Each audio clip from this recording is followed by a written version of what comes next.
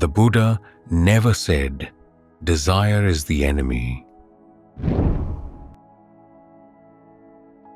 The translation that went viral. 2,500 years ago, a Brahmin walked up to one of the Buddha's closest disciples and asked a simple question. If your whole practice is about abandoning desire, and you need desire to practice, aren't you trapped in an infinite loop? The monk smiled, and his answer completely reframes what the Buddha actually taught. But that answer has been buried under a translation mistake made over 100 years ago, one that turned a precise psychological teaching into a bumper sticker.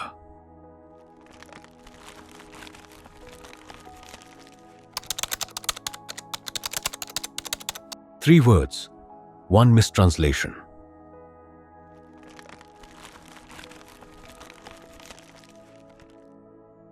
Here's what happened. In the original Pali scriptures, there are at least 3 different words that describe different kinds of wanting. Tanha, a compulsive thirst that can never be quenched. Chanda, a wholesome motivation, an aspiration tied to purpose. And kāma, sensual pleasure specifically. These are not synonyms. They describe completely different psychological processes.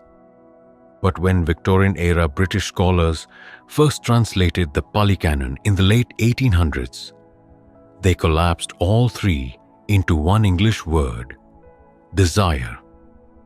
One early dictionary acknowledged using the word desire to translate 16 different Pali terms, and admitted that not one of them means precisely desire. That's like translating alcoholism as drinking, and then announcing that Buddhism says drinking causes suffering. It sounds ridiculous because it is, but that one mistranslation, Tanha as desire, became the most repeated claim about Buddhism in the English-speaking world. The Buddha taught that desire is the root of all suffering. Eliminate desire. He didn't. And the difference between what he actually said and what that translation implies. It's not a footnote. It changes the entire path. So, which word did the Buddha actually blame? And which one did he say you can't practice without?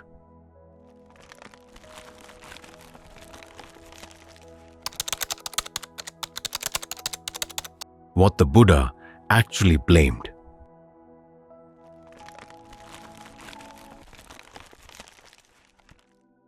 So let's start with the word the Buddha actually used when he diagnosed the cause of suffering.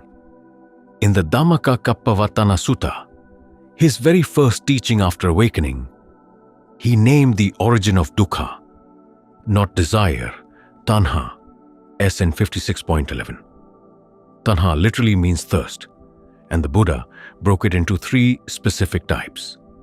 Craving for sensual pleasure, craving for becoming, the urge to be something, to build an identity, and craving for non-becoming, the urge to escape, to annihilate, to not exist. SN 56.11. This is not a vague philosophical statement about wanting things. This is a clinical diagnosis.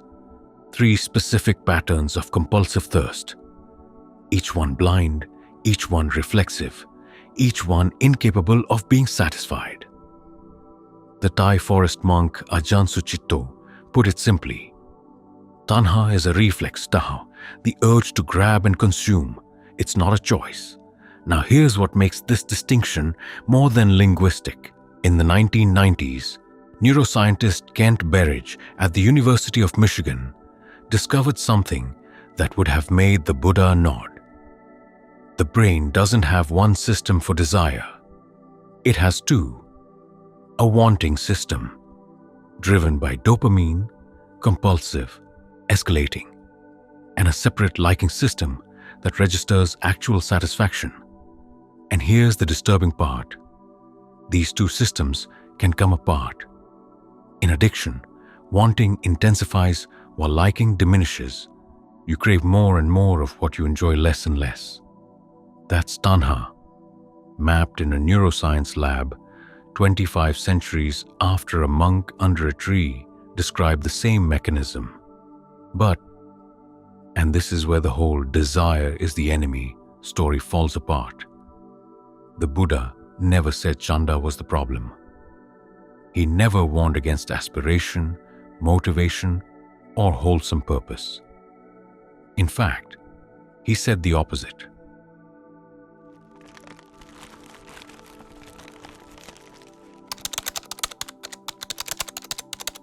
The desire the Buddha required.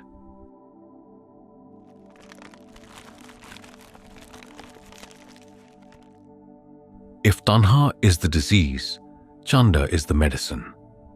And the Buddha didn't just tolerate it, he made it the first foundation of spiritual power. In the Iddhipada Vibhanga Sutta, the Buddha taught 4 bases of success, 4 qualities that generate the concentration needed for awakening. The first one listed, Chanda, SN 51.20, not tolerance, not begrudging acceptance, first position. And it goes further. The canonical definition of right effort, part of the Noble Eightfold Path itself, uses a Pali phrase that should end this debate permanently. Chandam janeti. A practitioner generates desire for the arising of wholesome qualities and the abandoning of unwholesome ones. DN 22. Read that again. Generates desire, not suppresses it, not transcends it, generates it. The word is right there in the formula, and it's not Tanha. It's Chanda, wholesome aspiration, deliberately cultivated. The scholar monk Thanissaro Bhikkhu, who has spent decades translating the Pali Canon, makes this explicit. The noble truths give 2 roles to desire. Unskillful desire is the cause of suffering. Skillful desire forms part of the path to its cessation. 2 roles, not 1. The tradition itself insists on this. Access to Insight, the largest English language Pali Canon archive, maintains 2 separate index entries. Desire as part of the path and desire as defilement.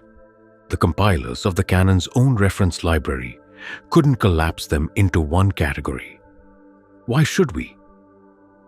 Now, some people hear this and think, fine, but isn't the safest route to just drop all desire and sit in equanimity? Thanissaro has an answer for that too. He calls it the equanimity of a cow. His point is sharp. A cow in a field has no craving. It also has no path, no aspiration, no awakening. Eliminating all motivation doesn't liberate you. It flatlines you. Modern psychology confirms this. Researchers Edward Deshee and Richard Ryan found that when people lose all forms of internal motivation, the result isn't peace. It's a motivation. Passivity, depression, a collapse of meaning. Killing desire doesn't land you in freedom. It lands you in the dead middle. So the Buddha's teaching was never eliminate desire. It was something far more demanding and far more interesting. Learn to tell the difference. Cultivate the desire that carries you forward. Recognize the thirst that spins you in circles. And trust that the path itself will show you when to release. But that raises the obvious question. If you need desire to walk the path, and the path is about ending desire, how does that not collapse into paradox? 2,500 years ago, someone asked exactly that. And the answer he got is one of the most elegant passages in the entire Pali Canon.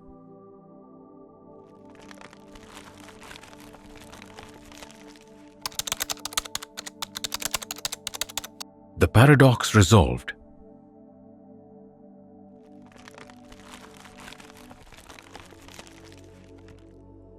A Brahmin named Unabha came to see the monk Ananda, the Buddha's closest attendant, the man who heard more teachings than anyone alive. SN 51.15. Unabha had a question, a good one. What is the purpose of living the holy life under the contemplative Gautama? Ananda's answer was direct. The purpose is the abandoning of desire. And the Brahmin saw the opening immediately. But if a monk has desire for the abandoning of desire, isn't that a desire? Isn't this a path with no end? You desire to abandon desire, which requires desire, which must be abandoned, which requires. It's the same objection a sharp philosophy student would raise today. The same objection that quietly bothers anyone who's been told to let go of all wanting, and then notice that the letting go itself is a want. Ananda didn't argue. He didn't quote doctrine. He asked a question. Before you came to this park, did you have the desire to come here? Yes. And now that you've arrived, where is that desire? It's gone, the Brahmin said. Just so, Ananda replied. Whatever desire a monk first has for the attainment of arahantship, on attaining arahantship, that particular desire is allayed. S. N 51.15. The desire wasn't suppressed, wasn't fought, wasn't judged. It delivered him to the destination, and then it was simply no longer needed. Like the desire to walk to the park. You don't have to kill it. You arrive, and it's finished. The Brahmin got it. His response is recorded in the sutta. This is a path with an end, and not an endless one. SN 51.15. This is what the raft simile in the Alagadupama Sutta points to as well. The Dhamma is a raft for crossing over, not for holding on to. M. N 22. But the monk Thanissaro Bhikkhu highlights a detail most people miss. In that same sutta, the Buddha also warns that the Dhamma must be properly grasped first, like catching a snake by the neck, not the tail. You don't throw away the raft in the middle of the river. You use it fully, skillfully, until you reach the other shore. Then you set it down, not because grasping is evil, but because you're done. AMN 22. This is not a philosophy of suppression. It's a philosophy of completion. Desire isn't the enemy. Desire is the vehicle. And the vehicle knows when to stop. Because you've arrived.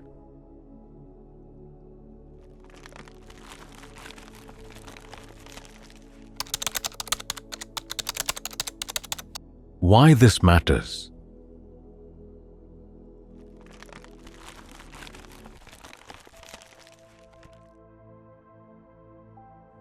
So why does a translation mistake from the 1800s still matter?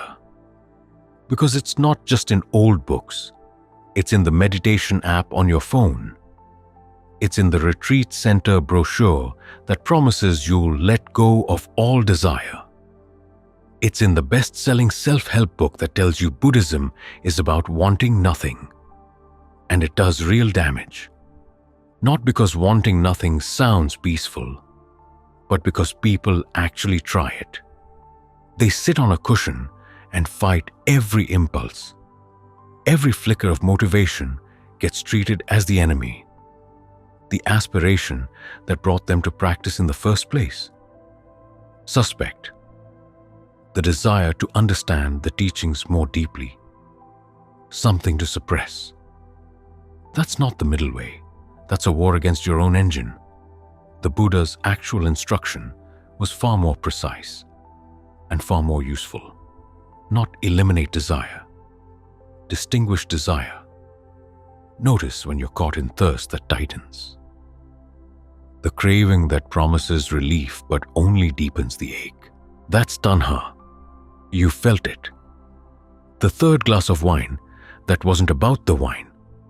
The scroll through your phone at 1 a.m. looking for something you couldn't name.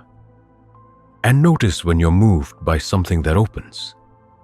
The pull toward understanding, toward integrity, toward waking up. That's Chanda, the desire that brought you to this video. The desire Ananda told the Brahmin about. The one that carries you to the park and then, quietly, sets itself down. If this sounds familiar, this pattern of a Pali word getting flattened into English and the teaching getting inverted, it should. It's the same thing that happened to dukkha. Dukkha became suffering, and suddenly, the first noble truth sounded like life is nothing but pain. It wasn't. And Tanha became desire. And the second noble truth sounded like wanting anything is the problem. It wasn't either. One mistranslation turns a diagnosis into a death sentence. Two of them, and you've lost the entire teaching. But there's a third collapse. And this one might be the most consequential of all. Because if the West got the Buddha's word for suffering wrong, and the Buddha's word for desire wrong, imagine what happened when Victorian translators got to the Buddha's word for his own meditation practice.